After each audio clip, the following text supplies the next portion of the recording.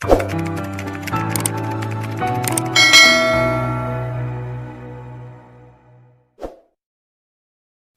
manusia, siapapun dia, ingin hidupnya itu berubah.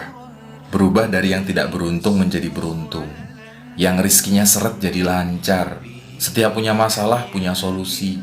Itu yang harus dibenahi pertama kali adalah sholat. Sholat. Sholat yang benar. Sholat yang benar itu sholat yang tepat pada waktunya. Sholat yang dikerjakan dengan tumak ninah. Sholat yang disertai dengan kehusyuan. Itu sholat yang benar.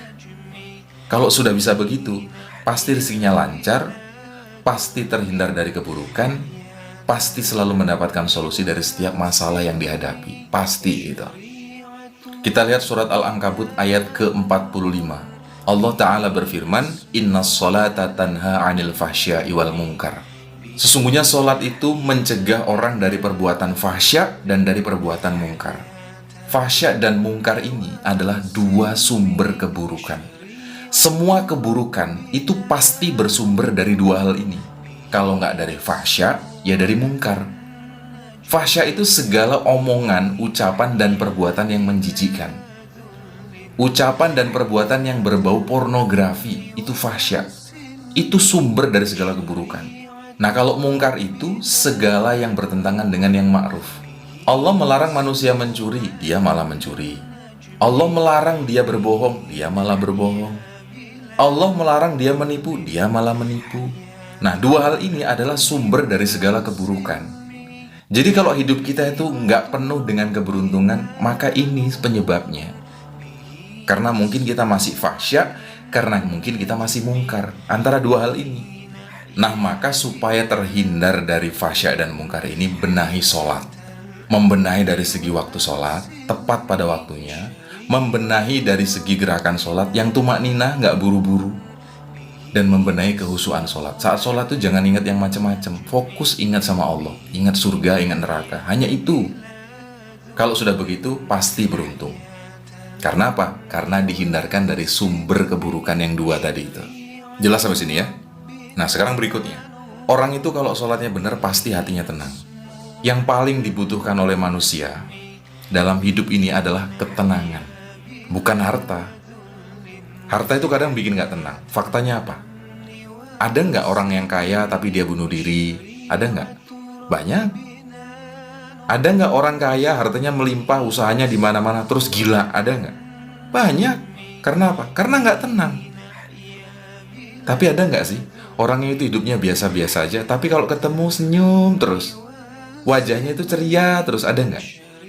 Ada. Karena apa bisa begitu? Karena tenang. Orang yang begitu coba cek, lihat sholatnya. Insya Allah benar sholatnya. Dia bisa begitu karena dia sholatnya benar. Dia begitu karena hubungan sama Allah Sang Khalik itu baik. Makanya hidupnya tenang. Makanya wajahnya ceria. Makanya hidupnya happy, walaupun kayaknya nggak punya apa-apa.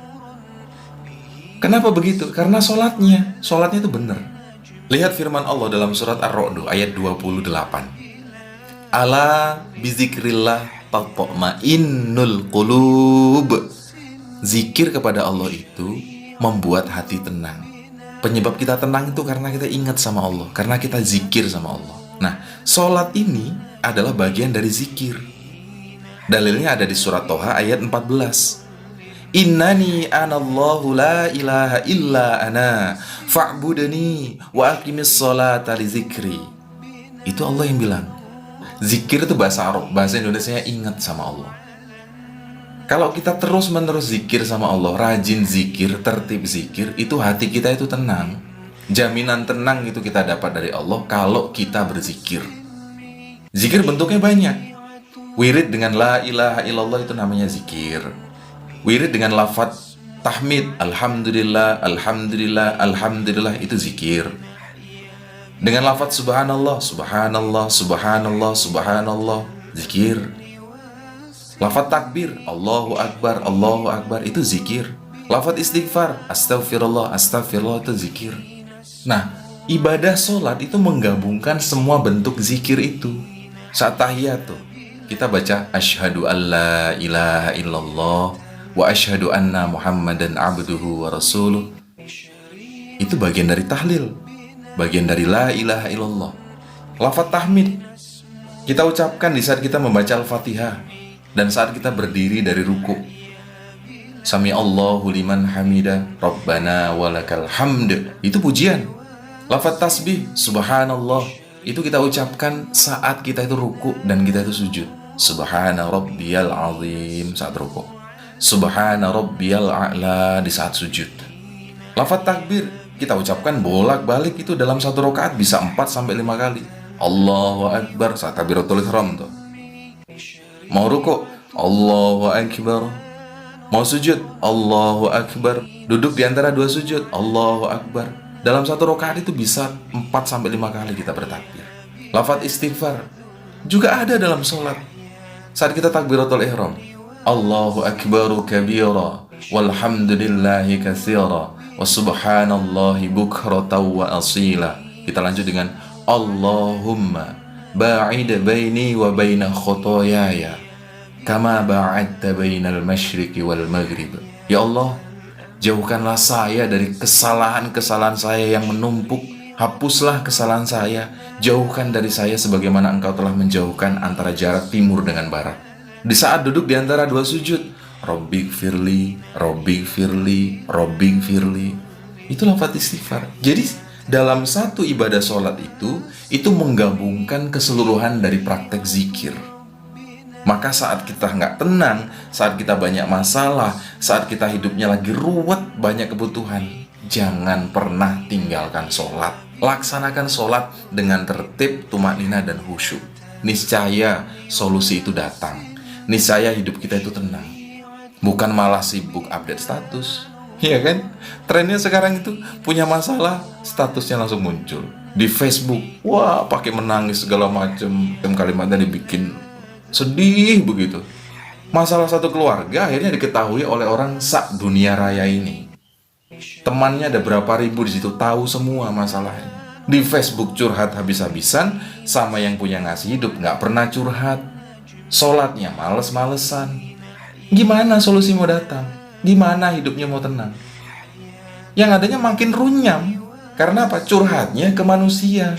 Masalah diumbar kemana-mana. Ke Allah nggak pernah cerita, coba.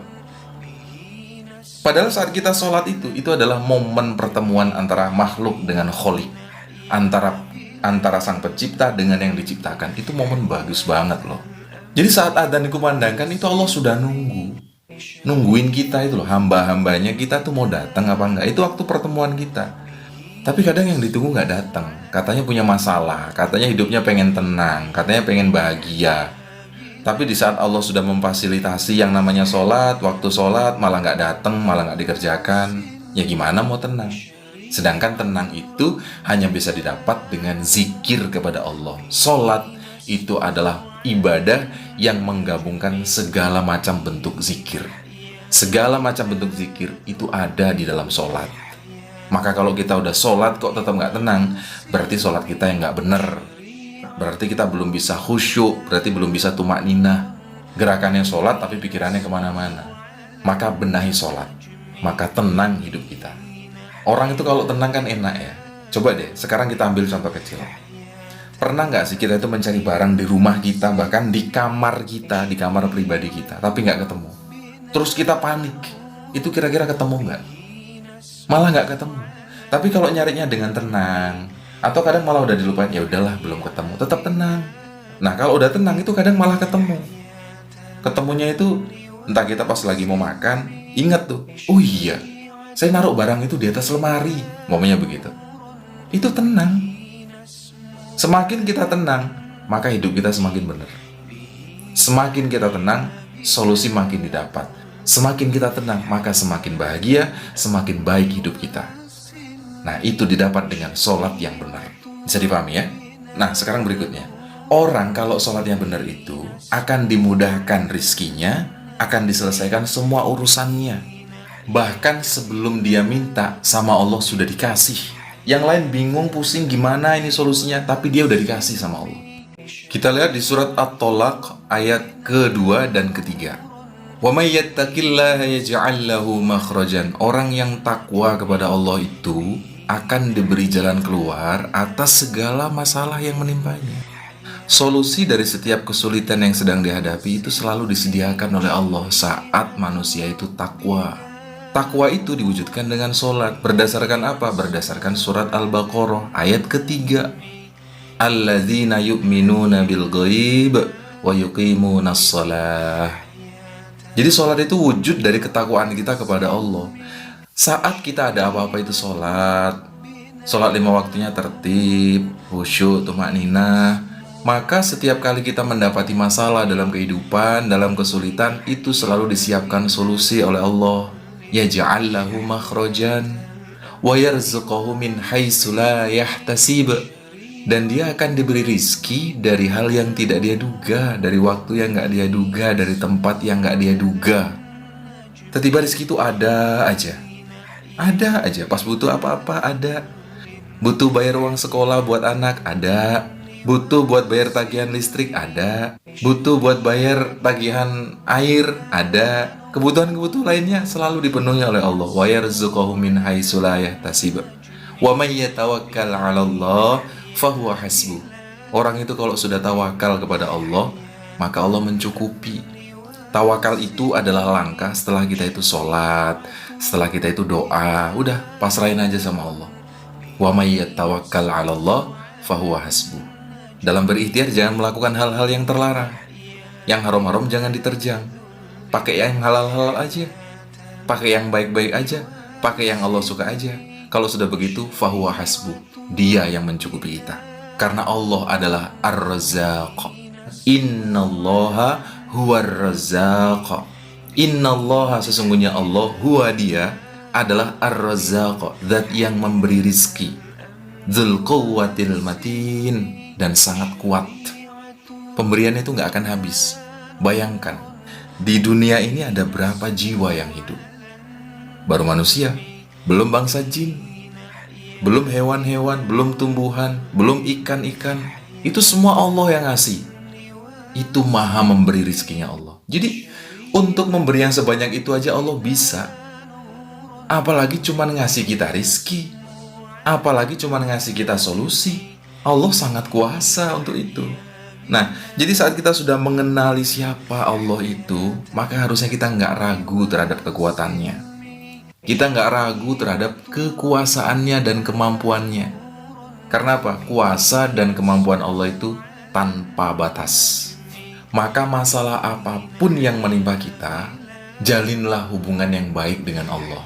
Karena hanya Dia yang bisa memberi kita solusi. Karena hanya Dia yang bisa memberi kita rizki. Hanya Dia, nggak ada yang lain.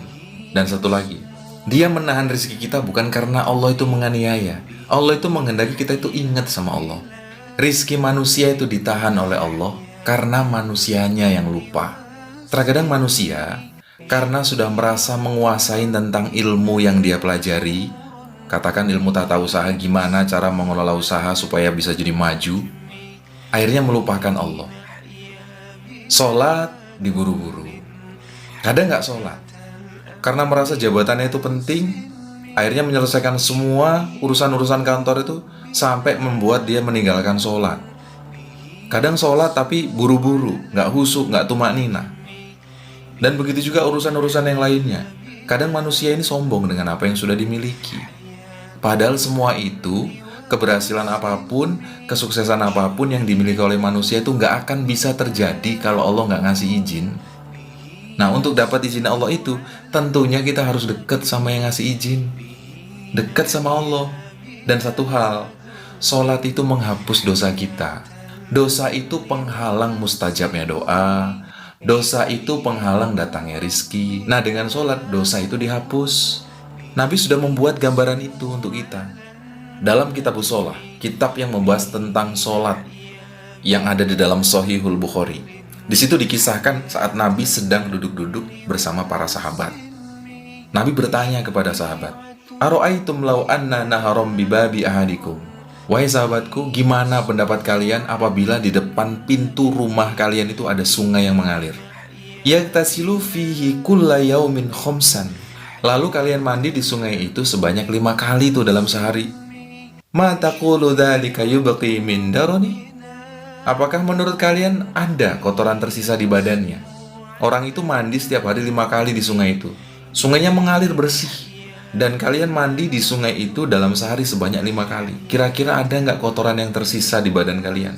Maka sahabat menjawab, kalau begitu ya nggak ada kotoran tersisa Nabi, pasti badan kami bersih. Secara mandi sehari 5 kali, sungainya bersih. Pasti badannya bersih, mandi sebanyak 5 kali. Lalu Nabi menyabdakan, fadzalika mislus shalawatil khams yamhullahu bi al-khotoya. Seperti itulah perumpamaan sholat 5 waktu. Allah menghapus kesalahan-kesalahan kita dengan sholat 5 waktu. Selepas kita melaksanakan subuh sampai ke zuhur, nggak mungkin kita nggak melakukan salah. Pasti ada kesalahan kita, entah itu kita sengaja maupun nggak kita sengaja. Nah itu dihapus saat kita melaksanakan sholat zuhur. Selepas zuhur ke asar, nggak mungkin kita nggak buat salah. Apalagi zaman sekarang, baru buka handphone aja kalau kita nggak selektif tuh, kalau kita nggak pilih-pilih, dosa sudah. Yang punya Facebook baru buka Facebook, ada orang nggak pakai kerudung di situ. Melihat aurat orang itu kan dosa juga. Nyalain TV baru juga dinyalain, iklannya sudah. Ya begitulah kondisi di Indonesia. Artinya potensi untuk berdosa itu sekarang sangat besar dibandingkan zaman dahulu. Nah begitu sholat asar, dosa dari zuhur ke asar itu dihapus di sholat asar. Begitu juga ke maghrib, isya, sampai ke subuh lagi. Jadi dengan Allah mewajibkan kita untuk melaksanakan sholat 5 waktu itu, Allah menghendaki kita baik. Allah menghendaki menghapus dosa-dosa kita. Allah menghendaki menghapus kesalahan-kesalahan kita, yang dengan dihapusnya kesalahan kita, maka lancarlah rezeki kita. Selesai masalah kita, baik hidup kita, tenang. Betapa baiknya Allah kalau kita tahu ilmunya. Nah maka dari sekarang, untuk muslim-muslimah yang mengaku Islam tapi nggak pernah sholat, sholatlah. Untuk yang sudah sholat tapi belum khusyuk, tingkatkan khusyuk. Berusaha terus melatih diri untuk khusyuk. Berusaha terus untuk bisa sholat di awal waktu. Berusaha terus untuk bisa menikmati sholat dengan tidak terburu-buru. Mudah-mudahan Allah memberi kemudahan kita untuk bisa menjadi hamba Allah yang tertib sholat, khusyuk sholat, dan tumakninah. Amin. Assalamualaikum.